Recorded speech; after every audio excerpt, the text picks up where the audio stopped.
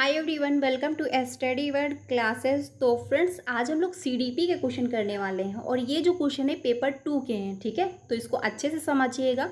ये paper 1 and paper 2 दोनों में हेल्प करेंगे, क्योंकि आप सभी जानते हैं कि सीडीपी का जो सिलेबस है, यानी कि जो सीडीपी में टॉपिक हैं, वो पेपर 1 एंड पेपर 2 दोनों के सेम है।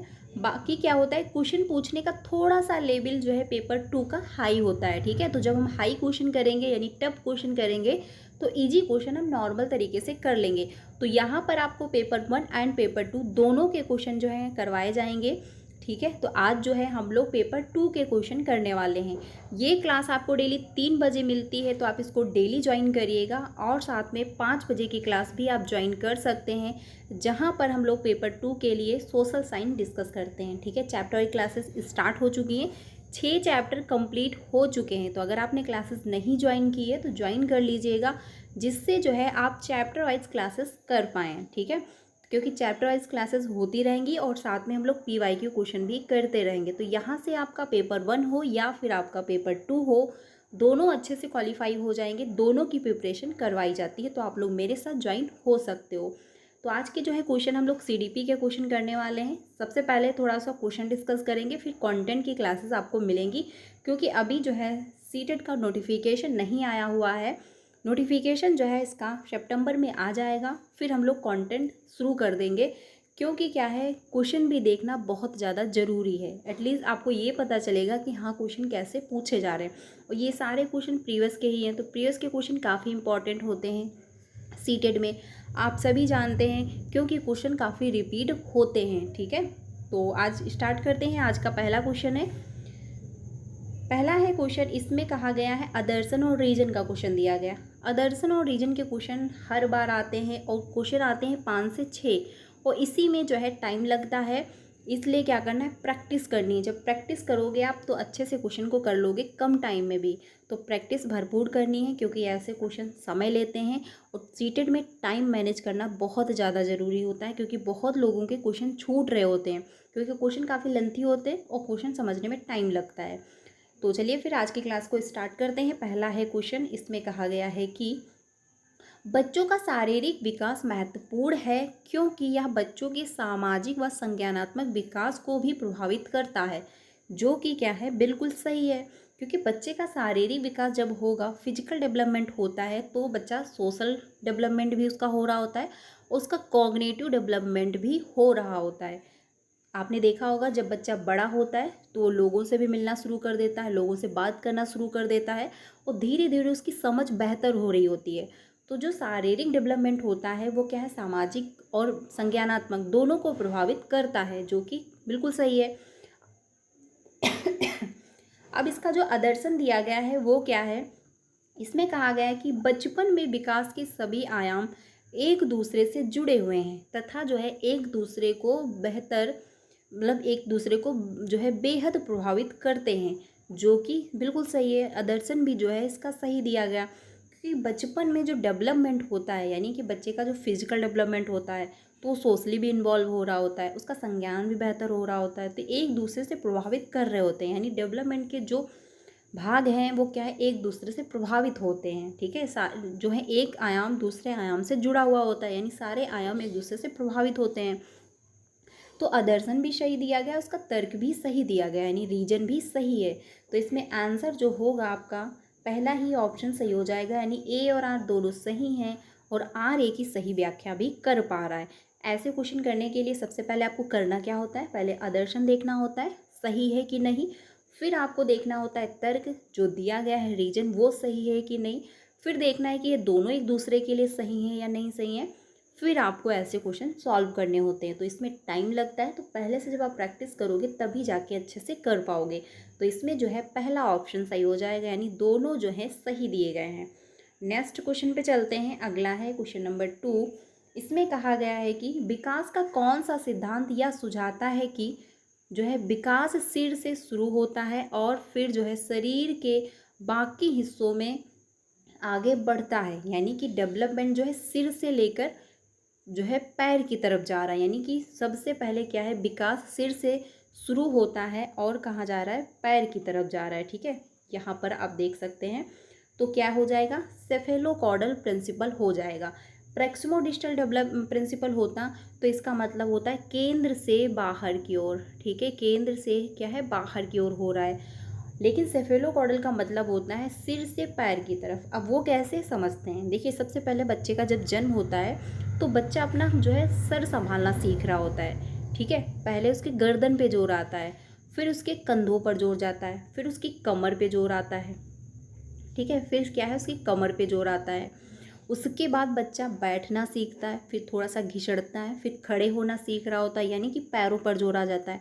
फिर बच्चा जो है बैठ के चलता है, फिर खड़े होता है, फिर जो है धीरे धीरे चलना सीखता है, फिर वो दौड़ना सीखता है। यानी कि सिर से पैर की तरफ जो है बच्चे का डेवलपमेंट हो रहा होता है।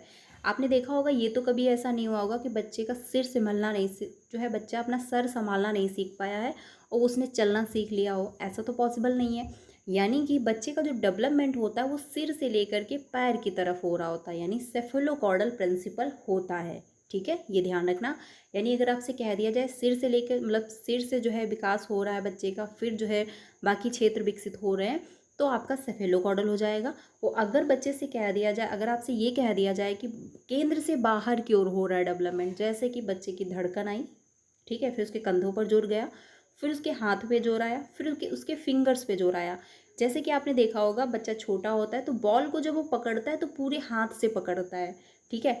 फिर उसके बाद क्या होता है, धीरे धीरे करके वो फिंगर्स का प्रयोग करना शुरू कर देता है, फिर 2 उंगलियों का प्रयोग करके भी वो बॉल को उठा लेता है। पेन को पकड़ता है तो पूरे हाथ से पकड़ रहा होता है पहले, फिर धीरे धीरे करके वो 2 फिंगर का प्रयोग करके भी लिखना स्टार्ट कर देता है, यानी केंद्र से बाहर की ओर डेवलपमेंट हो रहा होता है। लेकिन सेफेलोकॉर्डल यहाँ पर पूछा गया है तो सिर से पैर की ओर डेवलपमेंट क्या कहलाता है, आपका सेफेलोकॉर्डल कहलाता है। मैंने दोनों बता दिए, यानी प्रैक्सिमो डिस्टल डेवलपमेंट ये भी मैंने बताया, और साथ में सेफेलोकॉर्डल डेवलपमेंट किसको कहते हैं ये भी मैंने बता दिया, ठीक है। तो ये दोनों ध्यान रखना, काफ़ी इंपॉर्टेंट है, यहाँ से क्वेश्चन हर बार आता है, ठीक है, तो इंपॉर्टेंट क्वेश्चन है, इसको ध्यान रखना। केंद्र से बाहर की ओर होगा तो आपका जो है समीपस्थ दूराभिमुखी सिद्धांत, यानी कि जो है प्रॉक्सिमोडिस्टल डेवलपमेंट होगा।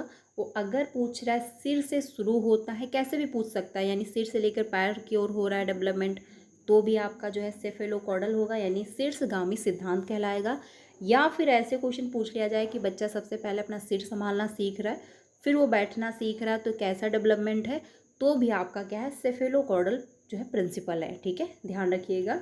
आंसर जो है सेकंड ऑप्शन सही हो जाएगा। नेक्स्ट क्वेश्चन पे चलते हैं, अगला है क्वेश्चन नंबर 3। इसमें कहा गया है कि डैश डैश अनुवांशिक जो है स्वभाव के पूर्व निर्धारित प्रकटीकरण की प्रक्रिया को संदर्भित करता है। तो हेरिडिटी को कौन प्रभावित करता है, आपका मेचुरेशन हो जाएगा, क्योंकि पार्ट तो आपका जीन जो वाइगोस्की से रिलेटेड है, अनुकूलन आपका जीन पियाजे में है, सामाजिकरण ये भी आपका जो है जीन वो वाइगोस्की से है। हेरिडिटी की यहाँ पर बात हुई तो हेरिडिटी मेचुरेशन से ही, जो हेरिडिटी जब आपकी परिपक्व हो रही होती तभी आप में मेचुरेशन आती है। आंसर जो होगा वो फर्स्ट ऑप्शन सही हो जाएगा, क्योंकि हेरिडिटी जो होती है वही टाइम के साथ इसी के मतलब हेरिडिटी के द्वारा ही तो हम परिपक्व होते हैं, ठीक है। तो आंसर जो होगा वो फर्स्ट ऑप्शन सही हो जाएगा। नेक्स्ट क्वेश्चन पे चलते हैं 4 पे, अगला है क्वेश्चन नंबर 4। इसमें कहा गया है कि जीन पियाजे के अनुसार निम्न में से कौन से कारक संज्ञानात्मक विकास की दिशा जो है निर्धारित करते हैं। तो आपका पहला है परिपक्वता है, क्योंकि जो है जीन पियाजे ने हेरिडिटी को महत्वपूर्ण माना। इन्होंने बच्चे का जो डेवलपमेंट है वो 4 स्टेजों में डिवाइड कर दिया, यानी फर्स्ट स्टेज पे इतना होगा, फिर इतना होगा, फिर इतना होगा, फिर इतना डेवलपमेंट होगा। तो इन्होंने क्या है, हेरिडिटी को महत्वपूर्ण माना, तो ये तो आपका होगा। अनुबंधन जो है सजा को इन्होंने महत्वपूर्ण नहीं माना, यानी पनिशमेंट जो है इन्होंने महत्वपूर्ण नहीं माना। तो जहाँ पर भी थर्ड है वो कट जाएगा, ये भी गया, ये भी गया। आंसर आपका फर्स्ट ऑप्शन सही हो जाएगा। ऐसे क्वेश्चन करने के लिए आपको ये ट्रिक फॉलो करनी है, जिससे कि कम टाइम में आप कर लोगे, ठीक है। तो बाकी सारे ऑप्शन आपके सही हो जाएंगे। अब थोड़ा सा यहाँ पर ये है कि सामाजिक अनुभव, देखिए जो जीन पियाजे हैं इन्होंने समाज को नकारा नहीं है, ठीक है, क्योंकि इन्होंने क्या माना, बच्चा लिटिल साइंटिस्ट होता है, बच्चा एक्टिव होता है, तो बच्चा जो है कहाँ पर सीखेगा, समाज में रहकर सीखेगा। तो इन्होंने समाज को अपनी थ्योरी में महत्वपूर्ण नहीं माना, तो इन्होंने नकारा भी नहीं है, ठीक है। तो ये ध्यान रखना, आंसर जो होगा इसमें फर्स्ट ऑप्शन ही आपका सही होगा। मैं जो भी आंसर आपको बता रही हूँ ऑफिशियल आंसर की से बता रही हूँ, तो ये डाउट मत रखना कि इसका आंसर मैं आपको गलत बताऊँगी, ठीक है, क्योंकि ये सारे PYQ क्वेश्चन है और PYQ क्वेश्चन के पूरी जो है फाइनल आंसर की अपलोड है, वो मैं वहाँ से ही आपको बता रही हूँ। तो यहाँ पर जो है आपका फर्स्ट ऑप्शन सही हो जाएगा, ठीक है। क्रिया भी आपका होगा, क्योंकि जीन पियाजे तो मानते हैं कि बच्चा एक्टिव होगा, जब बच्चा एक्टिव होगा तभी जाके उसकी लर्निंग हो पाएगी, ठीक है। तो इसमें फर्स्ट ऑप्शन आपका सही हो जाएगा। नेक्स्ट क्वेश्चन पे चलते हैं, अगला है 5। इसमें कहा गया कि जीन पियाजे के अनुसार उस बच्चे की सोच के बारे में क्या कहा जा सकता है जो मानता है कि जब पानी को एक बर्तन से दूसरे में डाला जाता है तब पानी की मात्रा बर्तन के आकार अनुसार कम या बढ़ जाती है। जैसे कि एग्जाम्पल के तौर पे समझे, ये एक गिलास है और ये एक गिलास है। अब इसमें जो है पानी जितना था 1 ml इसमें पानी था, 1 लीटर मान के चलिए, 1 लीटर इसमें पानी था, 1 लीटर, ठीक है। यही 1 लीटर पानी उठा करके आपने इसमें डाल दिया। अब बच्चे को क्या लगता है कि इसमें पानी ज़्यादा है, वही 1 लीटर पानी जब इसमें था तो बच्चे को लग रहा था कि इसमें कम है। ऐसा क्यों? क्योंकि बच्चे का ध्यान कहाँ पर है? शेप और साइज पर है, यानी कि ये देखने में छोटा है तो बच्चे को लग रहा है कि इसमें पानी कम होगा। इसकी ऊंचाई ज़्यादा है तो बच्चे को लग रहा है इसमें पानी ज़्यादा होगा। यानी बच्चा जो है क्वांटिटी पे ध्यान ना दे करके क्वालिटी पे ध्यान दे रहा है, यानी कि बच्चे का ध्यान कहाँ है? शेप और साइज पर है, ठीक है, ये ध्यान रखना। तो इसमें कौन सा जो है आंसर सही होगा क्वेश्चन नंबर 5 का? तो पहला है बच्चे में संरक्षण के कौशल जो है नहीं है, या फिर बच्चे में वस्तु स्थायित्व जो है नहीं हासिल है। तो ये आपका सेंसरी मोटर स्टेज होती है, जो कि उम्र होती है 0 से 2 वर्ष, ठीक है। जीन पियाजे ने बच्चे की जो स्टेजेस हैं, चार स्टेजों में बच्चे का डेवलपमेंट डिवाइड किया, ठीक है। तो पहला सेंसरी मोटर है जिसकी एज है 0 से 2 वर्ष। जीववादी सोच वाले बच्चे के जो है विचारों को सीमित करती है, तो इसमें आपका 2 से 7 वर्ष होगा, क्योंकि प्री ऑपरेशनल स्टेज पे होता है जिसमें बच्चे को लगता है कि सभी में जान है। अगर वो सूरज को भी देखता है तो उसको लगता है कि हाँ सूरज में भी जान है, ठीक है। वो कोई भी वस्तु अगर अपने आसपास देखता है, जैसे कि 2 से 7 वर्ष का बच्चा जब होता है वो खेल रहा होता है, जैसे उसको मेज से चोट लग गई, आपने मेज को थोड़ा सा मारा, उसको लगेगा कि हाँ इसको भी चोट लगी है, वो चुप हो जाता है। तो उसको ये लगता है कि मेरे आसपास जो भी वस्तुएं हैं उनमें जीव है, उनको भी दर्द होता है। बच्चा क्रमबद्धता की प्रक्रिया करने में असक्षम है, ये भी आपका नहीं होगा, क्योंकि बच्चा क्या है? आंसर होगा फर्स्ट ऑप्शन। बच्चे में संरक्षण की कौशल की कमी है, जो है कौशल नहीं है। बच्चा जो है नहीं समझ पा रहा है कि शेप और साइज के बदलने से जो क्वांटिटी है उसमें कोई जो है परिवर्तन नहीं होगा, ठीक है। तो ये ध्यान रखना, आंसर जो होगा वो फर्स्ट ऑप्शन से हो जाएगा। क्वेश्चन नंबर फर्स्ट का इंपॉर्टेंट क्वेश्चन है, ध्यान रखना, कभी कभी ये पूछता है और ये क्वेश्चन घुमा कर पूछ लिए जाते हैं, ठीक है। तो इसको ध्यान रखिएगा, आंसर जो होगा वो फर्स्ट ऑप्शन सही हो जाएगा। जीन पियाजे की प्रॉपर तरीके से थ्योरी अच्छे से डिस्कस करेंगे हम लोग, एक एक पॉइंट समझेंगे, उसके बाद इसके PYQ क्वेश्चन भी करेंगे। तो चैनल को अगर सब्सक्राइब नहीं किया है तो कर लीजिएगा, जिससे आपको सारे जो है अच्छे से क्लासेस मिलते रहें। बाकी डिस्क्रिप्शन में जो है आपको टेलीग्राम चैनल का लिंक मिल जाएगा, वहाँ से ज्वाइन हो जाइएगा। जो कि इम्पॉर्टेंट PDF होंगी वो मैं वहाँ पर सेंड करती रहूँगी, आप लोग को मिलती रहेंगी, ठीक है। तो चैनल के साथ जुड़ जाइएगा। अगले क्वेश्चन पे चलते हैं, 6 है। इसमें कहा गया कि पियाजे द्वारा दिए गए संज्ञानात्मक विकास के चरणों का सही क्रम क्या है? तो पहला है जो है जीन पियाजे के अनुसार जो पूछा गया है, पहला है संवेदी चालक चरण, सही है। पूर्व संक्रियात्मक, ये भी सही है। मूर्त संक्रियात्मक और अमूर्त संक्रियात्मक चरण, ठीक है, जो कि सही दिया गया है। आगे देखते हैं, पूर्व संक्रियात्मक ये आपका नहीं होगा, क्योंकि सबसे पहले क्या है? सेंसरी मोटर स्टेज है, फिर प्री ऑपरेशनल स्टेज है, तो ये यहाँ से गलत, ये भी गलत, और ये आपका सही था, लेकिन मूर्त से नहीं होगा, पहले आएगा प्री ऑपरेशनल स्टेज, ठीक है। यानी कि सेंसरी मोटर, फिर प्री ऑपरेशनल स्टेज, फिर क्या आता है आपका? कॉन्क्रीट ऑपरेशनल स्टेज, फिर फॉर्मल ऑपरेशनल स्टेज, यानी कि SPCF से जो है आप इसको याद रख सकते हैं, ठीक है। तो इसमें आंसर जो होगा वो फर्स्ट ऑप्शन सही है, यानी कि सबसे पहले सेंसरी मोटर स्टेज है, फिर प्री ऑपरेशनल स्टेज है, फिर जो है कॉन्क्रीट ऑपरेशनल स्टेज है, फिर फॉर्मल ऑपरेशनल स्टेज है, यानी कि 0 से 2 वर्ष, फिर जो है 2 से 7 वर्ष, फिर 7 से 11 वर्ष, फिर 11 से 15 वर्ष, ठीक है। इन्होंने 15 साल तक बच्चे का डेवलपमेंट 4 स्टेजों में डिवाइड कर दिया था। तो आंसर जो होगा वो फर्स्ट ऑप्शन सही हो जाएगा। नेक्स्ट क्वेश्चन पे चलते हैं, अगला है क्वेश्चन नंबर 7। इसमें कहा गया है कि नेहा खुद को जो है अपनी माँ द्वारा लाई मिठाई को मेहमानों के लिए यानी कि नेहा खुद को अपनी माँ द्वारा लाई मिठाई जो मेहमानों के लिए है खाने से रोकती है, यह सोचकर कि खाने से वह जो है पकड़ी जा सकती है। कोहल वर्ग के सिद्धांत के अनुसार नेहा नैतिक विकास की किस अवस्था में है। कोहल वर्ग की जो थ्योरी है मॉरल डेवलपमेंट पर आधारित है, यानी कि नैतिक दुविधा, बच्चा सही और गलत में क्या है फ़र्क करता है, इसमें जो है वो दुविधा में रहता है कि क्या सही और क्या गलत है। ठीक है, ये भी थ्योरी हम लोग प्रॉपर तरीके से डिस्कस करेंगे। तो इसमें कौन सा आंसर सही हो जाएगा क्वेश्चन नंबर 7 का। तो पहला है यांत्रिक सापेक्षता अभिविन्यास, यानी बच्चा जो है फर्स्ट स्टेज पर है, ठीक है, कॉन्क्रीट ऑपरेशनल स्टेज पर है। दूसरा है सजा और जो है आज्ञाकारिकता अभिविन्यास, बिल्कुल सही बात है, क्योंकि बच्चा इसलिए मिठाई नहीं खा रहा है क्योंकि उसको ये डर है कि अगर वो मिठाई खाते पकड़ा गया तो क्या है, यानी कि खाने से रोकती है, क्योंकि वह यह सोच रही है कि अगर खाने से वह पकड़ी जा सकती है, यानी कि उसको लगता है कि अगर हम पकड़े गए तो हमको सज़ा भी मिलेगी, पनिशमेंट भी मिलेगा। इसलिए जो है इसमें आंसर जो होगा वो आपका सेकंड ऑप्शन सही हो जाएगा, यानी कि सजा और आज्ञाकारिता अभिविन्यास बच्चे में है।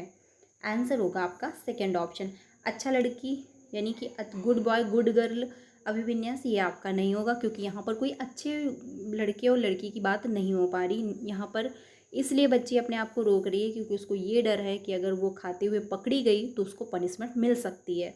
ठीक है, तो आंसर जो होगा वो सेकंड ऑप्शन सही हो जाएगा। नेक्स्ट क्वेश्चन पे चलते हैं। अगला है क्वेश्चन नंबर 8। इसमें कहा गया है कि किसके सिद्धांतों के अनुसार बच्चे अपने से ज़्यादा ज्ञान वाले समकक्षी व वयस्क से जो है अंतःक्रियाएं करके सीखते हैं।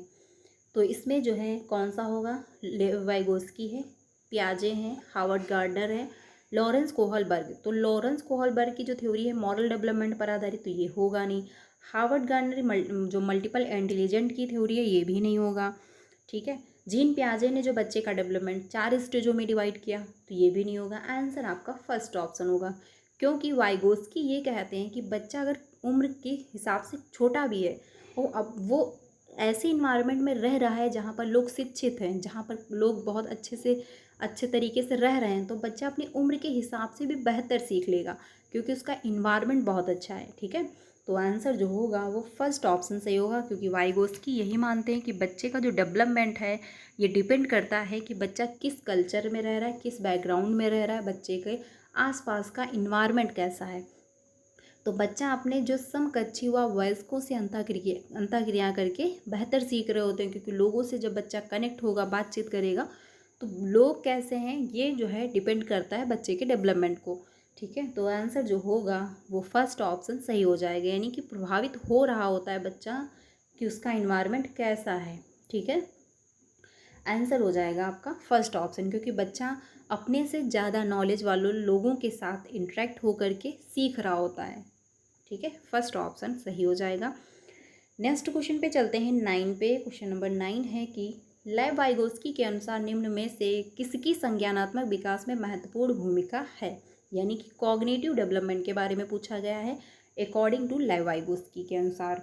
ठीक है, तो क्वेश्चन नंबर जो 9 है इसमें कौन सा आंसर सही होगा, यानी कि अनुकूलन तो आपका जीन पियाजे, पुनर्बलन नहीं होगा, अनुवांशिकता यानी हेरिडिटी ये भी आपका नहीं होगा। आंसर होगा थर्ड ऑप्शन, क्योंकि सांस्कृतिक परिवेश, यानी कि वाइगोस्की की थ्योरी में क्या इंपॉर्टेंट है, लैंग्वेज, समाज और संस्कृत, यानी कि लेव वाइगोस्की की जो थ्योरी है वो सोशल कल्चरल अप्रोच पर ही आधारित है, यानी कि सब कुछ जो है समाज पर ही आधारित है पूरी थ्योरी। ठीक है, तो आंसर जो होगा वो थर्ड ऑप्शन आपका सही हो जाएगा, क्योंकि कैसा परिवेश रहा है, कैसी संस्कृत रही है, ये बच्चे के कॉग्निटिव डेवलपमेंट को प्रभावित करती है। जैसे कि 2 बच्चे हैं, मान के चलिए 2 बच्चे हैं, और अगर एक बच्चा ऐसे इन्वायरमेंट में रह रहा है जहाँ का इन्वायरमेंट बहुत अच्छा नहीं है, जहाँ पर लोग शिक्षित नहीं है, जहाँ पर लोग अच्छे से बात नहीं करते, जहाँ पर लोग एक दूसरे का सम्मान नहीं करते, तो बच्चा वैसा बन जाएगा। दूसरा बच्चा ऐसे इन्वायरमेंट में रह रहा है जहाँ पर लोग शिक्षित हैं, अच्छे से बात करते हैं, तो बच्चे का डेवलपमेंट वैसा हो जाएगा, यानी वो शिक्षित रहेगा, अच्छे से लोगों से बात करेगा। तो बच्चे का जो कॉग्निटिव डेवलपमेंट है, संज्ञानात्मक डेवलपमेंट है, वो प्रभावित करता है कि इन्वायरमेंट कैसा रहा है। अगर बच्चे का इन्वायरमेंट अच्छा नहीं रहा तो बच्चा चोरी भी करने लग सकता है, वो चोर भी बन सकता है, और अगर बच्चे का इन्वायरमेंट बहुत अच्छा रहा है तो वो अच्छी पोस्ट पर जा सकता है, अच्छा एजुकेशन कर मतलब अच्छे से अपनी एजुकेशन कर सकता है, अच्छे से वो कुछ भी कोई भी काम कर लेगा।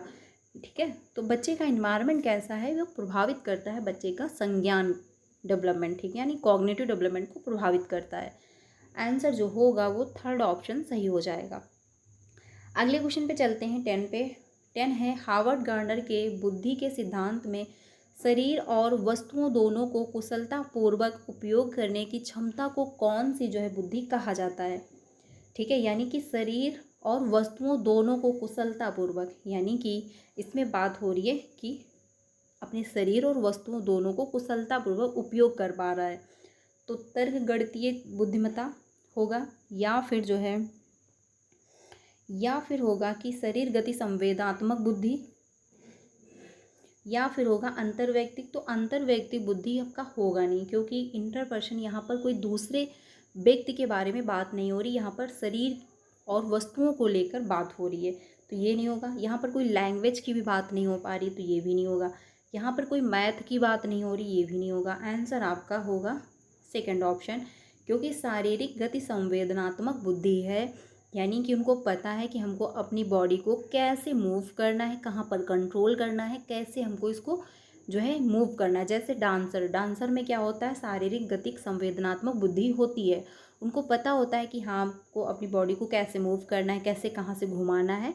ठीक है, तो उनका क्या होता है, अपनी बॉडी पर पूरा कंट्रोल हो रहा होता है जो डांसर होते हैं। तो उनमें क्या है, कौन सी बुद्धि पाई जाती है, शारीरिक गति संवेदनात्मक बुद्धि पाई जाती है। ठीक है, ये ध्यान रखना,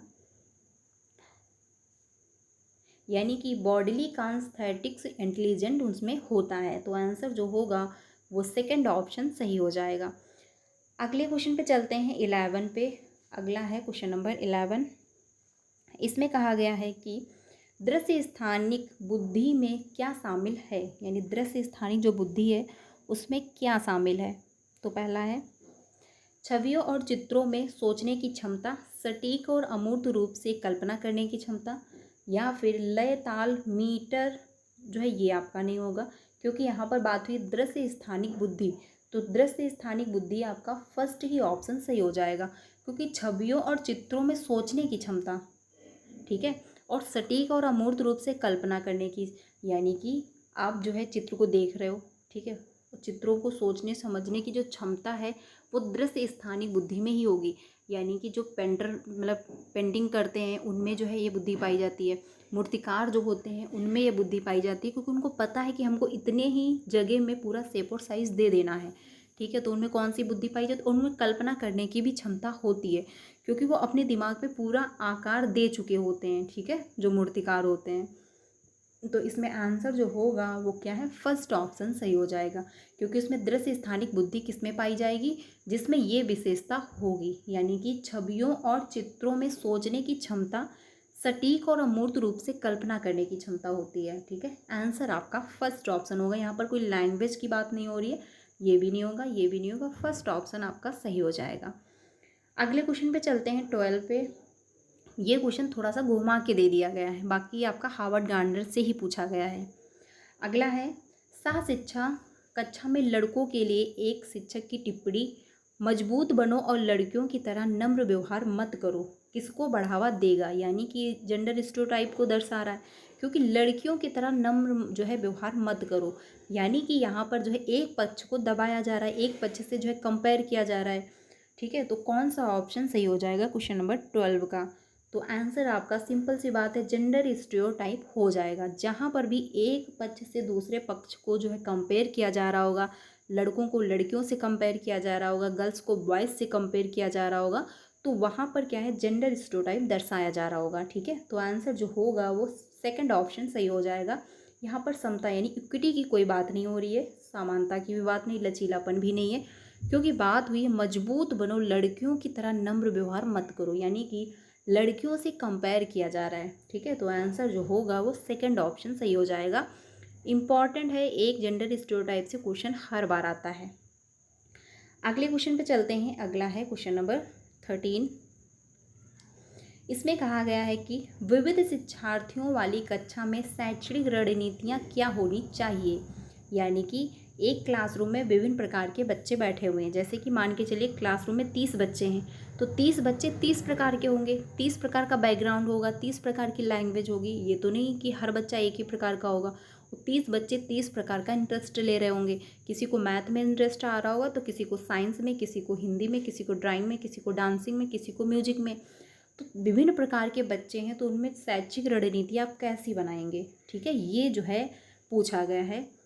तो क्वेश्चन नंबर जो 13 है, इसमें आंसर कौन सा होगा? यानी कि उचित समावेशन होना चाहिए या फिर मानकीकृत मूल्यांकन, जो कि बिल्कुल भी सही नहीं है, क्योंकि विभिन्न प्रकार के बच्चे हैं, आप सभी के लिए एक जैसा मूल्यांकन नहीं कर सकते। ये गलत हो गया। गैर प्रासंगिक पाठ्यक्रम, यानी जिसका कोई एक दूसरे से मतलब ही ना हो, तो ये भी नहीं होगा। दृष्टिकोण में जो है अनम्यता, ये भी आपका नहीं होगा। आंसर होगा फर्स्ट ऑप्शन, यानी उचित समावेशन। बिल्कुल सही बात है, क्योंकि विभिन्न प्रकार के बच्चे हैं, आप उचित समावेशन करेंगे, आप ऐसा जो है रूल फॉलो करेंगे जिसमें हर बच्चा इंक्लूड हो पाए, हर बच्चे को ध्यान में रखा जाए, हर बच्चे की जो उसकी नीड के अनुसार उसकी हेल्प की जाए, उसका प्रोग्रेस हो पाए। ठीक है, तो आंसर जो होगा वो फर्स्ट ऑप्शन सही होगा। अब मानकीकृत मूल्यांकन क्यों नहीं होगा? देखिए, जब 30 प्रकार के बच्चे हैं, तो 30 प्रकार के बच्चे जब हैं, तो सभी के लिए आप एक जैसा रूल फॉलो नहीं कर सकते। जैसे कि आपको कोई टेस्ट लेना है, अब आप ये नहीं कर सकते कि हमको रिटर्न में ही आप लोग दिखाओ। कुछ हो सकता है बच्चे ऐसे भी हों जो लिख ना पाते हों। ठीक है, कुछ बच्चे को हो सकता है देखने में प्रॉब्लम हो, कुछ बच्चा हो सकता है बोल ना पाता हो। तो हर बच्चे की नीड के अनुसार आप उससे मूल्यांकन लेंगे। जिस बच्चे को लिखने में प्रॉब्लम है, आप उससे सुन लेंगे मौखिक रूप से, या फिर जिस बच्चे को देखने में समस्या हो रही है, तो आप उससे क्या करेंगे कि आप जो है मौखिक रूप से जो है सुना दो। ठीक है, ब्रेल लिपि का प्रयोग कर लो। जो भी मतलब हर बच्चे की नीड के अनुसार जो है आप उस हिसाब से मूल्यांकन करेंगे। या फिर जिस बच्चे को लिखने में थोड़ी सी समस्या हो रही है, आप उसको थोड़ा एक्स्ट्रा टाइम दे देंगे। जैसे कि जब सीटेट का फॉर्म अप्लाई किया जाता है, तो आपने देखा होगा उसमें पूछते हैं कि किसी प्रकार की डिसेबिलिटी तो नहीं है, जिसके लिए क्या है एक्स्ट्रा टाइम दिया जा रहा होता है। ठीक है, तो हर बच्चे की नीड के अनुसार आप उसकी मदद करेंगे और नीड के अनुसार जो है आप उसका जो है उचित समावेशन करेंगे। तो आंसर जो होगा वो फर्स्ट ऑप्शन सही हो जाएगा। मानकीकृत मूल्यांकन नहीं हो सकता, क्योंकि हर बच्चे के लिए आप एक जैसा रूल फॉलो नहीं कर सकते। ठीक है, फर्स्ट ऑप्शन सही हो जाएगा। नेक्स्ट क्वेश्चन पे चलते हैं। अगला है, सीखने के लिए मूल्यांकन का एक महत्वपूर्ण पहलू क्या है? यानी कि सीखने के लिए जो है मूल्यांकन का सबसे महत्वपूर्ण पहलू क्या है? तो पहला है, मूल्यांकन किसी एक ही रणनीति से बच्चे की प्रगति व अधिगम की संपूर्ण जानकारी का पता किया जा सकता है। बिल्कुल भी नहीं, ये गलत हो जाएगा।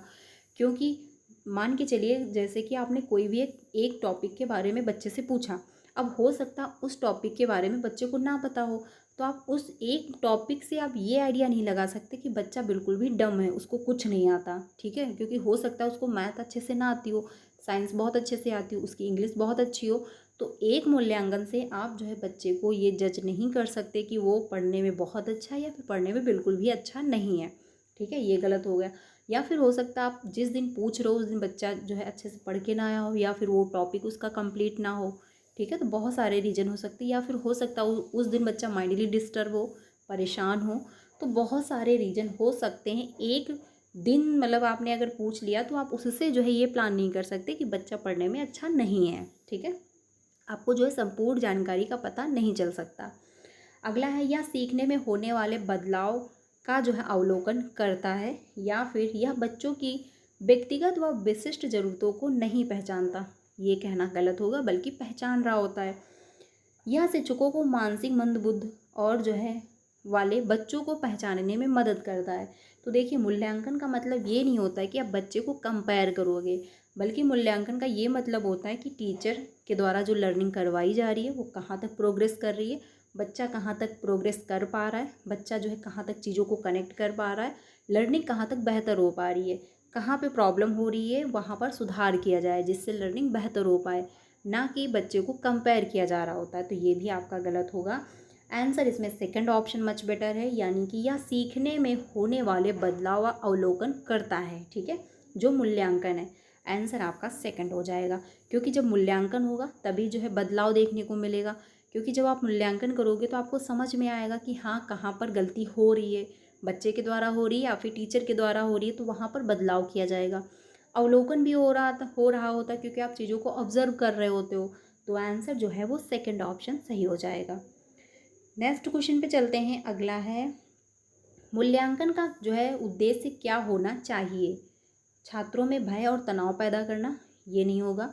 असुरक्षा और हीनता की भावना पैदा करना, ये भी नहीं होगा। छात्रों के बीच तुलना करना, ये भी आपका नहीं होगा। अभी मैंने जस्ट आपको बताया कि जो है मूल्यांकन यानी एवोल्यूशन का मतलब ये नहीं होता है कि आप बच्चे को एक दूसरे से कंपेयर करोगे, ऐसा इसको मतलब इसलिए जो है मूल्यांकन का प्रयोग नहीं किया जाता।